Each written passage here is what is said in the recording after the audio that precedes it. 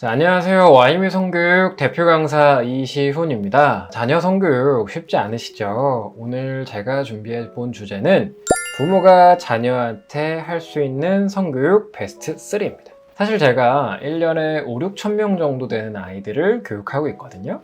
그 현장에서 적용해보고 아이들 피드백 들어보고 부모님 브리핑 해보고 확인한 노하우들입니다.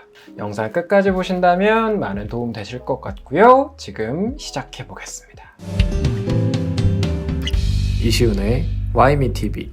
자, 첫 번째 베스트 1 스킨십 5분 뒤 OK입니다. 자, 스킨십을 부모, 자녀, 가족끼리 굉장히 여러 가지 하게 되죠. 아침에 일어나서 인사하는 차원에서 안아준다거나 뽀뽀하고 입 맞춘다던가, 학교 가기 전에 손 잡는다던가, 아니면 자기 전에 한번 꼭 안아준다던가 여러 가지 상황들이 생깁니다. 그 과정에서 사랑을 확인하기도 하고 유대관계를 확인하기도 하고 안정감이 들게 해주기도 하겠죠. 참 스킨십은 필수 불가결한 존재이기도 합니다. 물론 아이들마다 그런 것들이 많지 않은 경우도 있긴 합니다. 자, 이 스킨십과 애정 표현 관계 형성을 이제 부모와 집에서 하다가 언젠가 애인과 하게 될 날이 오겠죠. 그래서 집에서 어떻게 스킨십을 해 나가느냐가 연습이 될 수 있습니다. 그렇다면 5분 뒤 OK는 뭘까요? 일종의 만족 지연이기도 한데요. 당연히 애정을, 당연히 스킨십을 확인받고 연결돼 있고 충족이 돼야 된다라고 느낄 수 있는데, 나는 이만큼 원하는데 상대방은 이만큼까진 원치 않을 수 있겠구나를 체감하게 해주는 거죠. 내가 원해도 좀 기다려야지, 상대방이 오케이 될 때까지 기다렸다가 상황 보고 상대방 감정 보고 들어가야지, 이런 성인지 감수성, 젠더 감수성이 이 과정에서 형성이 자연스럽게 되더라고요. 안아달라고 했는데 아빠가 아들아, 딸아, 나는 지금 바로 안아주고 싶거든? 근데 내가 여자로서 좀 불편해, 남사로서 좀 불편해, 5분 뒤엔 괜찮을 것 같아, 이렇게 표현해 주시는 거예요. 그럼 아이가 응? 할 수 있어요. 그러면 5분 기다려요? 그러다 해줘요. 그러면 다음번에 우리 아이가 확인합니다. 지난번에 한번 거절당해봤던 혹은 기다렸던 기억이 있잖아요. 그래서 안아달라고 뽀뽀하려고 가다가 잠깐만, 엄마 지금은 괜찮아? 아빠 지금은 괜찮아? 이렇게 상대방을 확인하게 되더라고요. 단박에 안 되더라도 몇 번 하다 보면 됐다 안 됐다 됐다 안 됐다 하다 보면 상대방이 매번 오케이는 아니구나, 확인해야 되는구나, 30분 전과 지금 생각이 다를 수 있구나, 의사 표현이 이렇게 중요하구나를 체감하게 되더라고요. 그래서 결론적으로 집안에서 이렇게 스킨십에 대한 성적 동의에 대한 것들을 질문하고 확인하고 수용하고 인정하는 태도, 그래, 내가 이만큼 감정이 커도 상대방은 싫을 수 있구나를 인정하던 태도 자체, 그 역량 자체를 확보하게 해주는 것들이 이렇게 체득되더라. 자, 여기서 간혹 질문해오세요. 근데 그렇게 하고 싶고 그렇게 해봤는데 너무 서운해요, 안아달라고 울고 안아달라고 자꾸 다가와요, 라면 어떡하죠? 충분히 이해하고요. 그럴 땐 그냥 안아주세요. 어떻게 이렇게 칼같이 자르겠어요. 일상을 함께하고 되게 중요한 관계인걸요. 그래서 이거 너무 타이트하게 매번 이래라, 꼭 이래야만 한다까지 아닙니다. 10번 중에 1번, 10번 중에 3번이라도 좋으니까 이렇게 한번 시도해 보셨으면 좋겠다라고 추천드리는 거예요. 자, 그리고 베스트 2번째입니다. 아들 앞에서 아빠가, 딸 앞에서 엄마가 옷 입고 돌아다니기입니다. 아들, 아빠, 딸, 엄마, 즉 동성이죠. 내 롤모델이 될 수 있는, 내가 감정이입할 수 있는, 내가 따라할 수 있는 동일 성별의 부모가 입어주는 거예요. 가려주는 거예요. 어디서? 집에서. 아무리 가족끼리 편안하더라도, 너무 당연하게 편하게 벗고 나오더라도, 화장실에 물기가 묻어서 축축하더라도 입어주는 거죠. 이게 어떤 지점이 생기냐? 기준점이 될 수 있어요. 일종의 모범이 될 수 있는 거죠.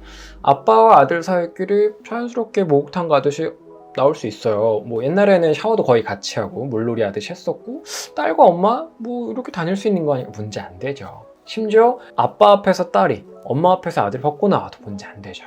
그런데 이성인, 성별이 다른 존재가 있는 집에서 상대는 아무리 괜찮다고 해도 내가 먼저 좀 존중해줘야겠구나, 가려주고 매너 있게 조심해주는 게 오히려 좋지 않을까?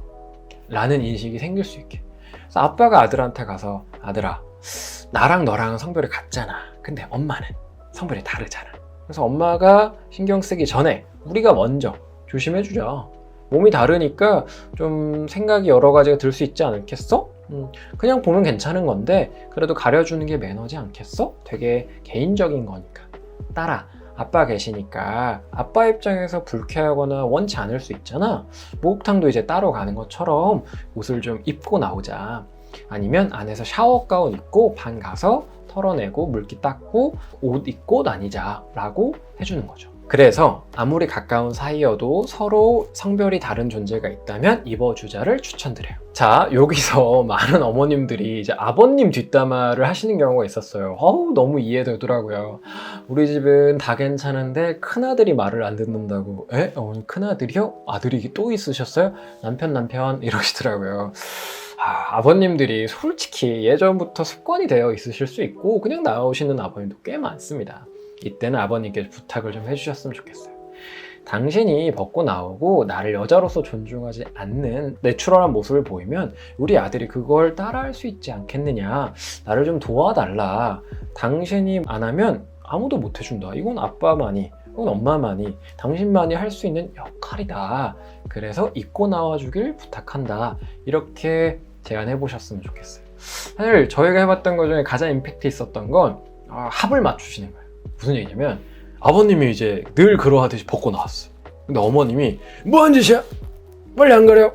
이거 나 신고할 거야. 내가 여자로서 기분 나빠. 불쾌해. 나부터도 여자로 존중 못해? 강하게 쏘신 거예요. 근데 이미 약속이 다 되어 있었죠. 그래서 아버님이 어머 미안해. 큰 실수를 했네. 내 양손에 은팔찌가 차여도 할 말이가 없어. 내가 큰 잘못을 했어. 가려야겠어. 아들아, 아빠는 다시 들어간다. 닦고 나온다. 가리고 나온다. 그럼 뭐야 이게 뭐가 지나간 거야 싶어요. 근데 되게 자연스럽게 좀 우스꽝스럽지만 웃기게 유머 있게 이게 서로 입어야 되는구나. 그 체감을 너무나 잘하더라고요. 그래서 저희 집은 잠옷이 7부예요, 5부예요. 어디까지 가리고 나와야 돼요? 크게 중요하지 않습니다. 속옷이랑 티셔츠 정도여도 상관없어요. 좀 조심해주자라는 인식을 스스로 생기게끔 해주시면 좋겠습니다. 자, 마지막 베스트 3입니다. 적절한 시기에 성교육을 해주자. 사실 적절하다 굉장히 어렵습니다.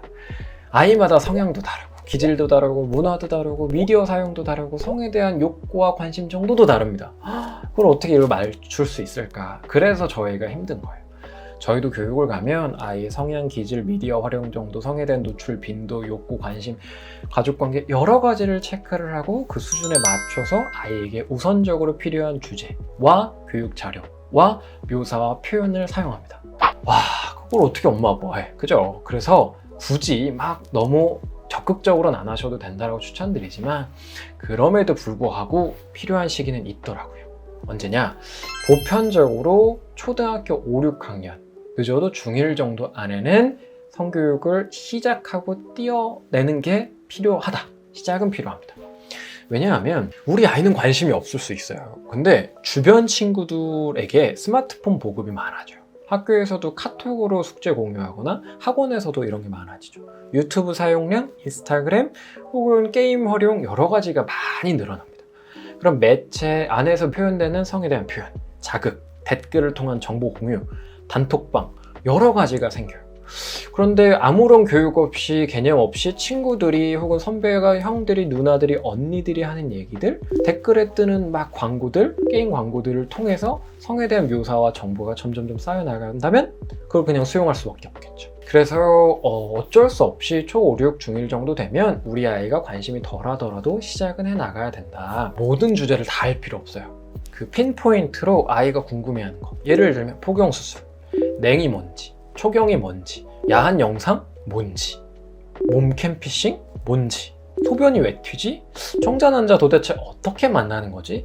이런 몇 가지 단골 질문들이 있습니다. 그것들을 책을 통해서 필요한 주제들만 부모가 함께 대화를 나눠보는 것도 나쁘지 않습니다. 혹은 전문 강사를 초빙하는 것도 나쁘지 않습니다. 단 여기서 주의해야 할 점은 교재나 표현을 잘 선정해야 된다는 거죠. 노골적인 묘사로 인해서 교재가 잘못됐을 경우에 아이가 충격을 받고 엄마 아빠도 이런 거 한 거야? 다들 이런 거야? 왜 난 다른 거야? 이렇게 놀래거나 상처받을 수 있고요. 표현이 너무 세도 되게 부정적인 인식이 쌓일 수 있어요. 그래서 그림이 자극적이고 노골적이지 않은, 그리고 표현이 좀 부드럽고 아이들의 언어로 된 자료를 추천드립니다.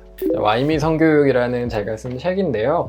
사실 저는 이 책에 대한 홍보도 알리는 것도 그렇게 많이 하는 편은 아니에요. 그런데 그림이 좀 부드럽습니다. 그림을 일러스트 파일을 일부러 저희가 직접 그렸어요. 아이들이 받아봤을 때, 함께 봤을 때 부담이 없도록 했으니까 추천드립니다. 지금까지 부모가 자녀에게 해줬으면 좋겠는 성교육 3가지를 알아봤습니다. 요약하자면, 결론을 내리자면, 첫 번째, 스킨십 5분 뒤 허용해주기. 두 번째, 아들 앞에서 아빠가, 딸 앞에서 엄마가 옷을 가리고 나오기. 세 번째, 적절한 시기에 성교육 시작은 하자.